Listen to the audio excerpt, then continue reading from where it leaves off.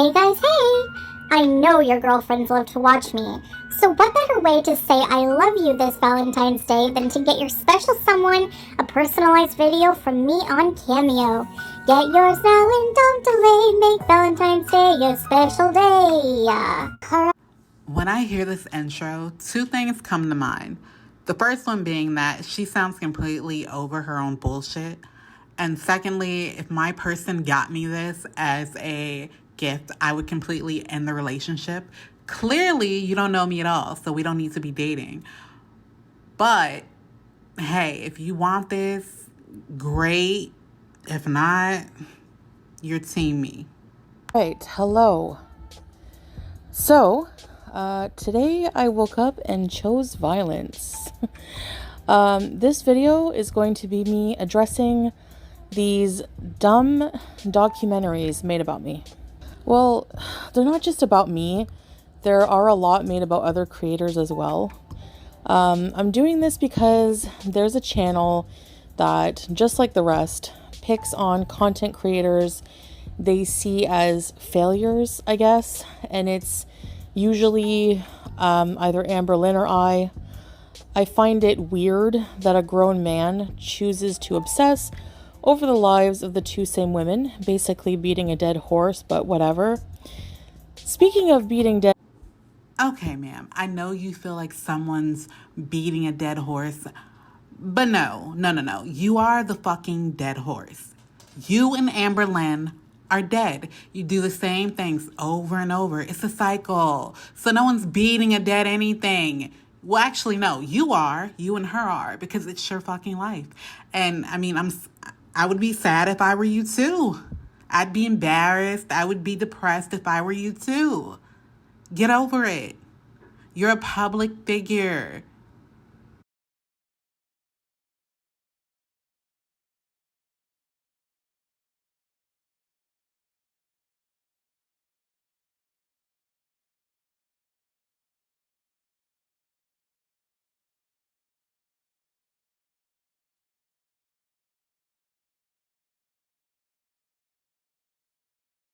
horses, figuratively, not literally, of course. This new quote-unquote docu-series being made about me will not, by the way, spoiler, will not contain anything new that you haven't heard a million times before. Also from... Which leads me back to my previous point. Your life is a cycle, girl. So, I mean, if you do something new, hey, maybe they'll put it in there. But you're just consistently a fucking train wreck. I mean, I know it's not new to you. I know you hear it all the time. It's just, I guess comprehension is what you lack.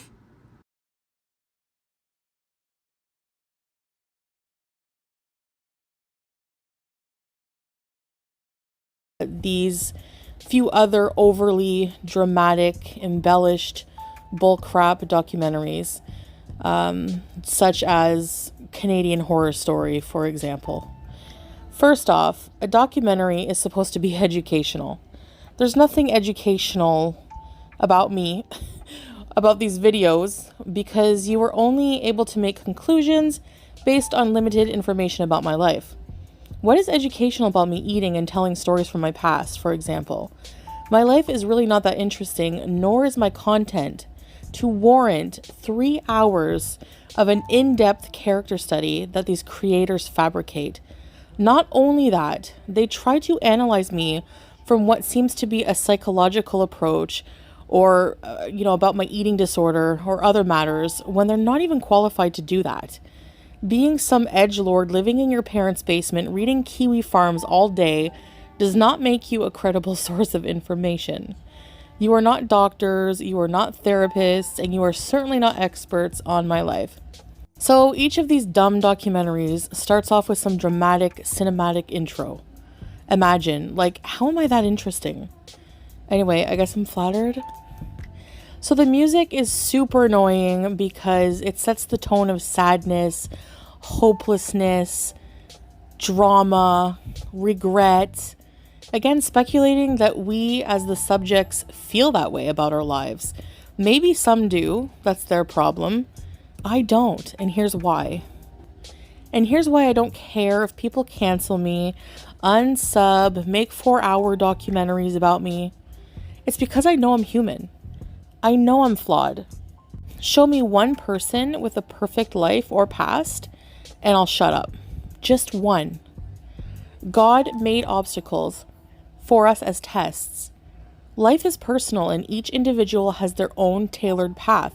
So unless, and this is key, unless you are living in that person's shoes or life path, you really cannot say what you would do or how you would react to certain situations because you are not living it. You will always be looking from the outside in, and that gives you a very limited view. Trust me. Second, I have not done anything so terrible as to warrant that much criticism. I'm sorry, but it's true. People pick apart every little detail. Irrelevant, trivial details. If I play a video game I suck at the first time I play it as a first timer amateur, which is normal, that somehow warrants a 5-hour live stream. Similarly with these documentaries, a 3-hour ordeal on me eating pasta and going on and off diets and talking about my abuser and low-key victim shaming. Sorry, former abuser. This new series about to come out, again, this has this ridiculous cinematic trailer, and the first sentence from the intro song they so carefully chose for it starts with basically, "You are the reason your father wasn't there." Nice choice of song. Blaming a child for their father being a deadbeat, absent parent, it's never the child's fault. I can tell already by the stage that was set with this trailer, this will also be a load of crap. I'm not gonna lie. I'm so sick of you playing the fucking victim. Of course, it's not the child's fault, but like honestly, if we were comparing you to a horror movie, you would probably be Orphan, and bitch, in that movie, it definitely was the child's fault. Because in that movie, like you're not a fucking child, and Lord knows you are a fucking horror story. I mean, Chantal, I don't even know what to say to you. Like, you're micro-analyzing when, I mean, you don't really know these people's educational background, their assessment abilities. You're just assuming, just like some of the things are assumptions, but you have put a fuck shit ton of information out on the internet that you can't take back, and you don't like it when people weaponize it against you. But honestly, you didn't have to volunteer the fucking information to begin with, so boo fucking who, cry me a river, bitch.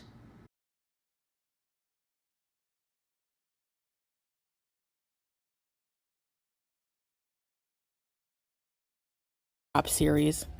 But nonetheless, it's very lucrative because there's a lot of haters who will eat it up with a fork and spoon. Like I said, beating a dead horse. We already heard my life story. We already blamed me for dropping the charges, which if you simply use Google, many women in narcissistic abusive situations do that. It's the past. I don't live there anymore. You are reliving someone's trauma and someone's past for your own gain. It's weird and all too common. Anything I have gone through is normal because many have gone through similar things. Getting too drunk and saying things we don't mean. For example, Cuba rage gets rubbed in my face like I give a crap that I raged on my abuser after being subjected to a weekend of having my car keys and phone hidden and being pushed into situations I was not comfortable with. The Uvalde incident. I didn't write pumped up kicks, by the way. I didn't attack kids. That is something that gets twisted again. This is a perfect example. I remember sobbing for them and mocking the gun culture of the US because it's not a secret that the US has a problem with shooters. There's a shooting every other day. I was also very drunk, and maybe my delivery was in poor taste, but I would never mock deceased children. Again, another example of how things get twisted to make me look bad. Well, if people want to believe these things about me, I don't care. Recently, I was accused of giggling while telling a true crime story. Again, to make me look like a villain. Giggling because the perpetrator had a funny last name. Not because someone was victimized, you morons. My cat's nail situation. Again, I've explained a million times what happened. I don't care if you don't believe it or not, and I certainly don't care if I'm hated. I get asked that a lot. Do you care you are so hated? No, of course not. I'm also very loved. And I'm grateful to have experienced everything in my life because I trust in God's plan for me. Let's see what else. Oh yeah, people like to throw the fact that as a 15-year-old, I faked an unaliving incident for attention. I was very mentally ill. I was admitted to inpatient even, and I had a lot of issues. Again, that was 25 years ago. So get out of my face with that. Some of you haven't even been alive that long. Why are you all still ruminating and obsessing over my past when it's something I've moved on from? Certain incidents I have learned from and moved on. I grew up. As for the whole thing with nattered, I don't talk about that at all anymore if you haven't noticed, for a reason. I've moved on. So should all of you. That was a deeply traumatic time in my life, and the victim shaming and exploiting this situation over and over is gross. It's gross how people don't believe my story even though there is video evidence of him being an abuser on video. Oh, and doo-doo, you can keep your abusive, kitchen burning, belly dancing, cigarette money leeching man baby. But anyway, even if no one believes it, I don't care. I don't care if you hate me. I don't care if you make 1,000 crappy documentaries about the same subjects. Most of the information provided for the series was not given by me, someone who's actually lived these experiences, but rather from haters or people with a negative view on my life and personality. People think they know me and my past more than I do myself, which is just absurd, for obvious reasons. These documentaries are therefore the least credible sources of information on me out there. Yes, sure, I have an eating disorder. I can't follow through with much and blah, blah, blah. We all heard this before, but I'm still here and I'm still trying and I'm not giving up. Most times you're wrong about me. Comes as no surprise though, seeing as you listen to critics, quote unquote, critics who are big jokes. They say I'm not married, for example, and you believe it without proof. Even after I've stated that it is not legal for us to live together here if not married. No one listens and stories are made up because I'm not living the reality you have created for me. It doesn't fit your narrative. You were wrong. Okay, do I believe that Chantal is really married? Honestly, yeah. I believe she's stupid enough to fly to another country and marry a stranger. I believe that she's stupid enough to be financially taken advantage on while allowing her husband to cheat and remaining with him. I believe you. I believe you, girl. Woo, you won. You're married. What does the marriage mean if your partner isn't loyal? I mean, isn't that the point? Or are you looking at it as a business exchange? Because if you are looking at it from a transactional standpoint, then you're losing, bitch. I mean, you lost all across the board, but I'm just here to tell you. Some people may not believe you. I believe you. I believe you're stupid enough to marry that muff. I believe you are stupid enough to be with a man who fantasizes about raping women and shitting on people and doing all that. I believe you, girl. Good for you. You're married. Congratulations. Tell me where to send the gift.